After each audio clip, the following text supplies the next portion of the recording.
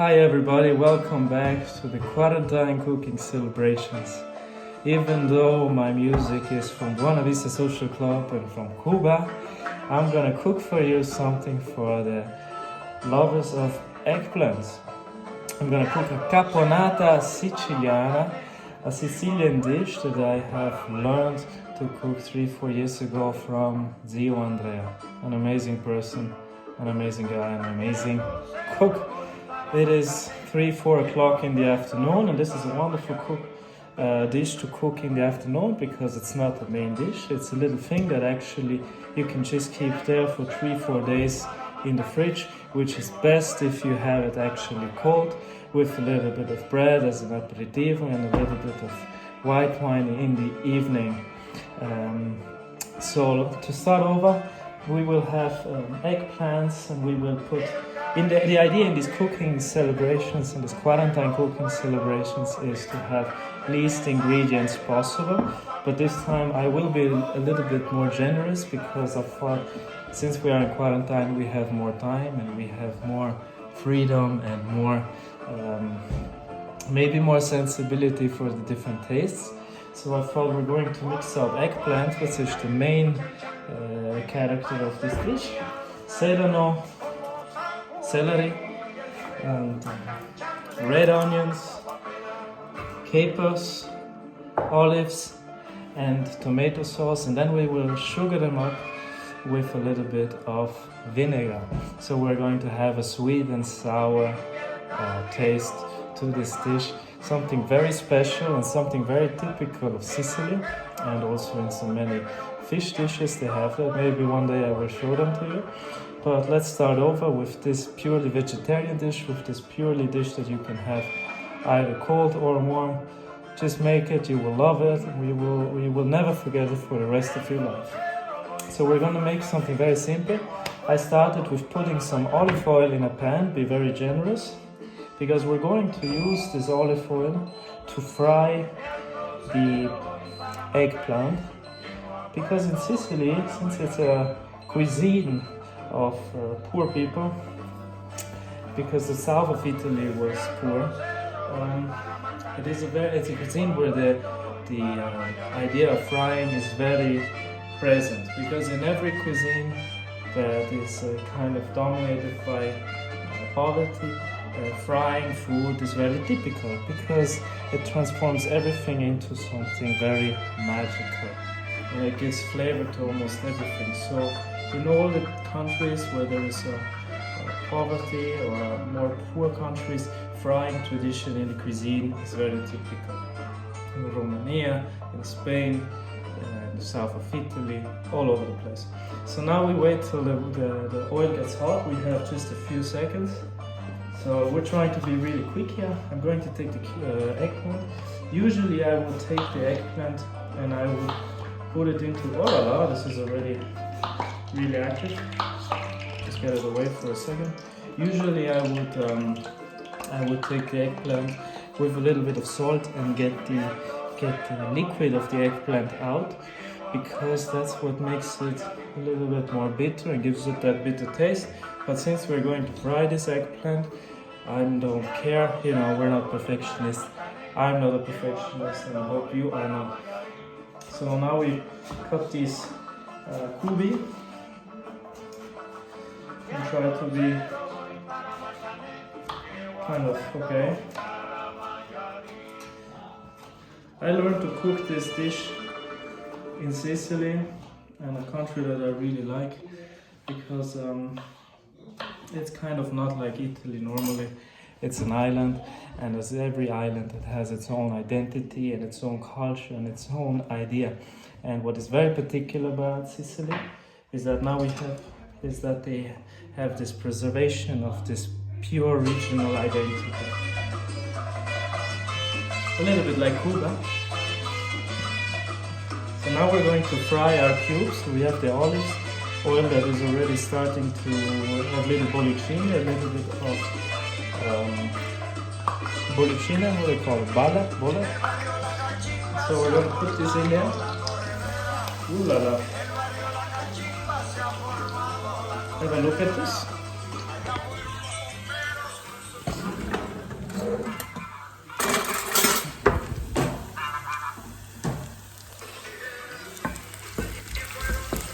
So we're going to let this fry a little bit now. We should put a little bit more olive oil, but I want to be light in this and not make too much casino, too much gas. So if I wanted to say something about, since we have a little bit of time, is about Sicilia, is that Sicily has kept its identity. It was a colony in antiquity of Greece. It was always a point of battlefield between the Roman Empire and the Carthaginese Empire. Famous Hannibal was from Carthago. And when you are on the west side of Sicily, on this island called Marettimo, where I've been, you can actually see Tunisia. So there was always a particular place. You have a lot of temples there. It actually almost became part of the United States at some point, because the United States, after the Second World War, thought of making a little NATO base. It still is a NATO base, but thought really to make out of Sicily US territory. It never happened because the Siciliani made what they want anyway. And what is particular of them is that they have this own identity of a kingdom and this pride. And in Sicily, everybody has this recollection of the time, this kind of antique remembering of the time when the Normans were the head of Sicily, when they had a king, and everybody had his own rule, which is something very particular. And the honor that every person carries in Sicily is there. So even in Sicily, we don't witness this idea that somebody is a least of a person because he has a minor job. There is not this idea that only some people have better jobs and are more worth, like we have in the West. No, even if you are a waiter or a taxi driver or somebody who just works out or helps out in the house or is a fisher, you have a role in society, you have a dignity, and people appreciate it. So it makes me think a lot about India, about the caste system, where there is a lot of appreciation and respect for everybody in society. Society being this big machine where every person is a little gear, a little mechanism, no? So now we're almost ready with this, with the fried eggplant.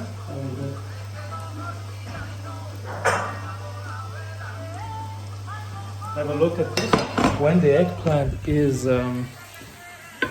fried like this, we can also turn it down a little bit to see that it's nice and crispy. Just let's wait another second. This should be a very easy and simple dish. You will see I will keep it small. We will wait another second here. While we do that, we're going to start to cook our onion, cut our onions, because we're going to use the oil of the fried eggplants to then add some onions, some celery, and some other stuff. Just keep it simple and very delicate, because the secret of this dish is the equilibrium. There is no ingredient that should be more dominant than the other. So we see now the eggplant starting to get nice and brown and crispy. This is about the right time to turn this off and then put the eggplants into our plate on the side and just keep them there.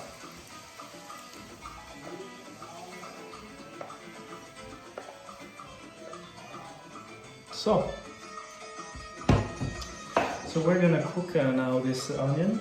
So we take this red onion and we're gonna just cut it generously in slices.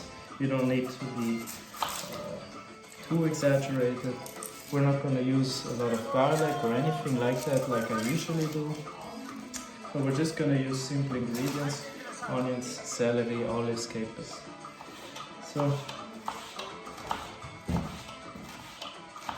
what is very curious in Sicily, even though it is an island full of seafood, and where fish has a dominant position. There is a lot of meat culture.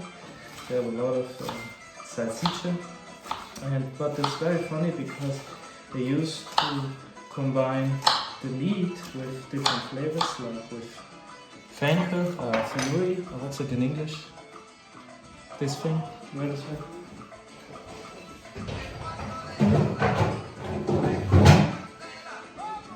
With this thing, I don't know what it's called, you can tell me later.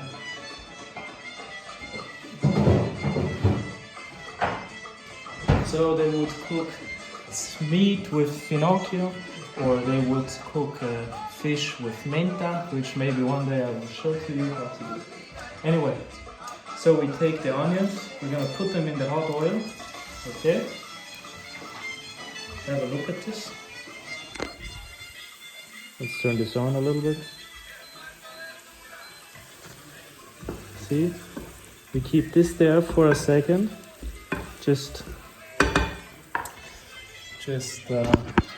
trying to get it nice and glassy. Then we take our celery and we cut slices of our celery into it.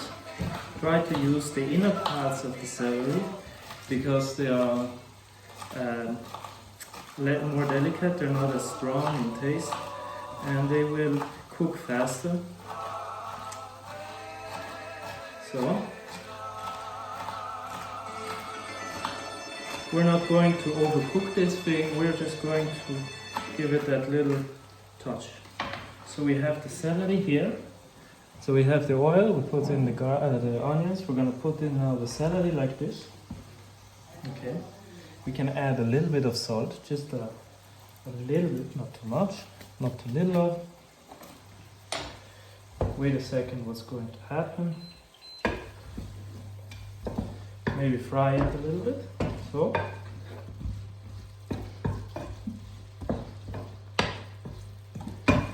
and as I said, this idea of equilibrium is very present in this dish, and it's a thing about contrasting the sweet and sour, contrasting one taste with the other. It's something very typical to the Mediterranean cuisine, which never goes into one extreme, like we can see in other traditions. Anyway, when this is ready like this, we're going to add now a little bit of capers. Have a look at this. Yeah. We're going to add quite a few capers. I hope you can see this. You see this? Then we're going to add some music to it, because no cooking works without music. If it works, if it should work, oh. And then we're going to use some olives. Also, put in 4, 5, 6, 7 olives. I use green olives because the most typical ones in the south of Italy. So we have capers, onions, sedano, cipolla, and olives like this. Really wonderful. Now we're going to add our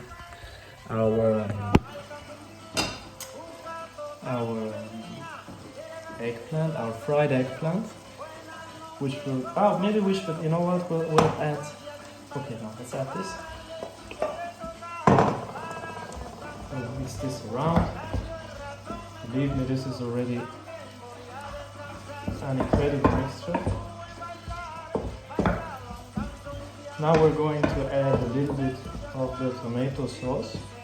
The idea of this is to create a kind of a paste, not a typical sugo for a spaghetti or something, but just a little something you would eat with a piece of bread when it's cold and so. So we're gonna add a little bit of tomatoes. Usually you would add tomatoes that are not very strong in taste, but you can also use a normal passata for this. It works pretty fine. So be gentle with it, don't be too much, no, don't pour too much, don't pour too little. Let's see, have a look at this. So, So we make it nice and thick. You can also make it more liquid if you want, which is also a possibility if you want to make some spaghetti with it. Wow. So this is already an amazing mix, but now let's have the magic happen. We're going to add now a little bit of vinegar, ideally red wine vinegar. Not too much, not a little of. And then we're going to add in a correspondence to that some sugar. And keep on cooking. And everybody of us has to kind of like taste how much sugar they want and how much acid they want. So we add some sugar to it. Don't taste right away, you should wait a little bit. And because the sugar needs some time to dissolve and to unravel its flavor. So we have this thing here. Have a look. Very delicate. You can already sense how you can pour the bread in there. And the more you let it there with the sugar and the vinegar, you can believe me, the thicker it will become, the better it will taste. Let's see if we need more sugar. A little bit more sugar. The vinegar that I put in is very strong. Well, let's put in, be generous.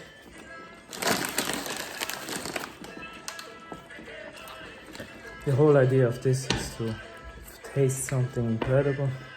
And believe me, you can taste the capers, you can taste your olives, you can taste the eggplant especially, and the sedano. So, this looks like it's done. You can just take it out and enjoy it in the next few days. This was our little mini version of a quarantine cooking celebration. Cooking during this time of coronavirus. Let's hope everybody stays safe. Let's hope we can get on with this and let's make the best out of it. So I wish you all the best. Enjoy la Caponata Siciliana. And if you ever want to find out about some other recipes, you know where to find me. And if you want me to cook something you like, just send me an SMS and I will try my best. All the best to you and ciao from Sicilia.